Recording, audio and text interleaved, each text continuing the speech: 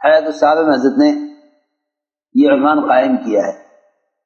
ہمارا بہت دل چاہتا ہے کہ ہمارا سارا عملہ نیا پرانے یہ سب کام کے طریقہ کار کو سیرت میں دیکھیں.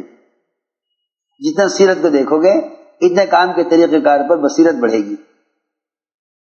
کام کے طریقہ کار میں اتنی بصیرت ہوگی جتنا سیرت کو دیکھو گے کہ صحابہ نے کیا کیا ہے.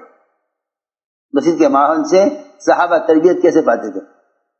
ہر سمجھتے تھے کہ یہاں آ کر جب اللہ کے ذات عالی سے ہونے کو سنو گے تو جتنے باہر کے مادی نقشے ہیں ان سارے نقشے سے ہونے کا یقین دلوں سے نکلے گا. اب طبیعت یہ بنے گی کہ میرے مسائل کا حل کا تعلق مسجد سے ہے. مسائل کا حل کا تعلق مسجد سے ہے. کوئی بات پیش آئے گی, کوئی بات پیش آئے گی, کوئی حادثہ پیش آئے گا, زلزلے آ جائیں, سیلاب آ جائیں, کیونکہ امت ان کو رکوانے کے لیے مسجد کی طرف چل کر آئے گی. اس زمانے میں تو مسلمانوں میں اس کا کوئی تصور بھی نہیں ہے کہ کسی ارضی اور سماوی آفت کا تعلق, اس کے روکنے کا تعلق مسجد سے ہے. اس کا امت کو اس کا کوئی تصور بھی نہیں ہے. اور دور صحابہ میں معمول ہی یہی تھا. دور صحابہ میں معمول یہی تھا. یہ بات پیش آ جائے کہ چلو مسجد.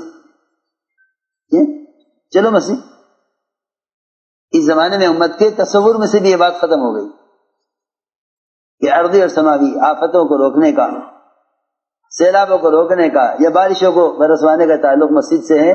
اس زمانے میں اس کا تصور بالکل امت میں سے ختم ہو چکا. ایسا مانتے تھے جب تک مسجد میں ایمان کے حلقوں میں جڑ کر مسجد سے باہر کے سارے مادی نقشے جتنے پھیلے ہوئے ہیں ان سب کا انکار نہیں کرو گے, اس وقت تک مسجد سے, اعمال مسجد سے براہ راست اللہ سے مسائل کو حل کرانے کا دروازہ کھلے گا نہیں. ہر صحابی ہر مسئلے کے لیے مسجد کی طرف چل کر آتے تھے. ہر صحابی ہر مسئلے کے لیے مسجد کی طرف چل کر آتے تھے.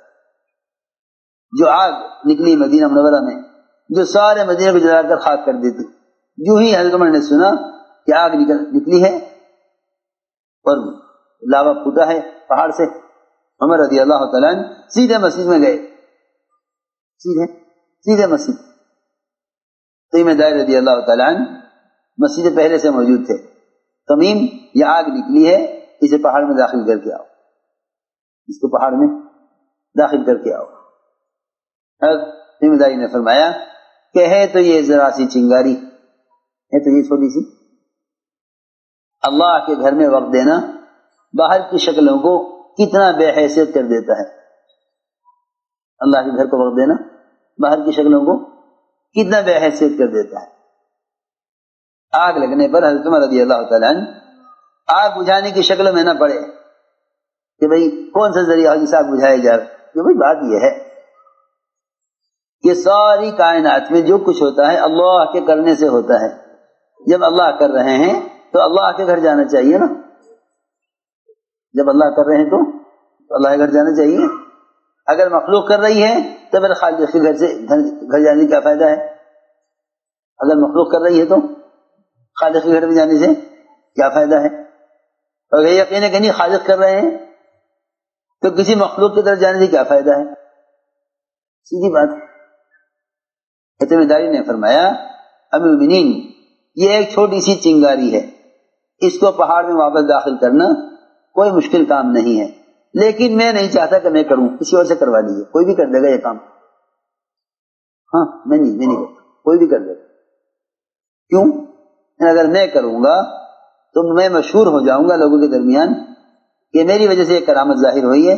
میں نہیں چاہتا کہ میری کوئی حیثیت بنے لوگوں کے درمیان. میں نہیں کرتا, میں کروں گا میں مشہور ہو جاؤں گا.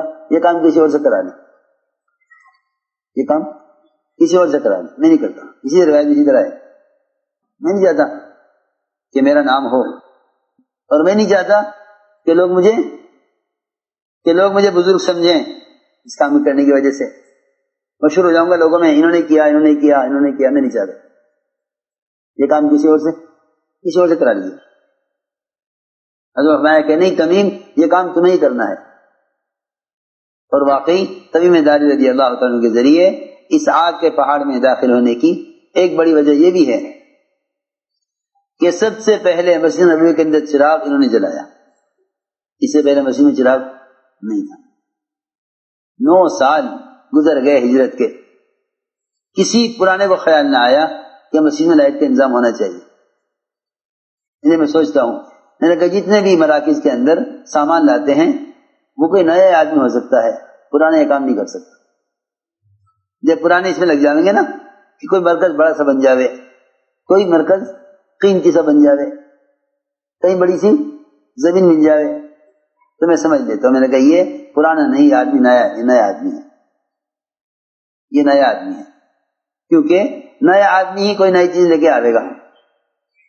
یعنی مہاجرین اولین سارے انصار 9 سال ہو گئے حضور اکرم صلی اللہ علیہ وسلم کو ہجرت کر کے مدینہ آئے ہوئے. سارے مدینے کے گھروں میں چراغ، کسی کو خیال نہ آیا کہ مسجد نبوی میں چراغ جلا دے.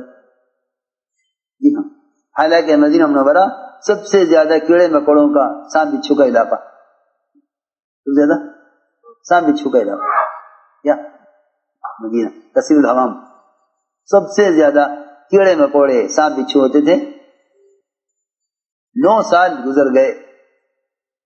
حضرت آتے تھے کہ ملکوں میں اسلام پہنچ گیا تھا کہ مسجد نبوی میں چراغ نہیں تھا.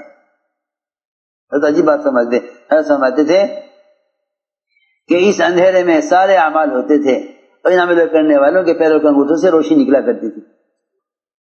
جب رات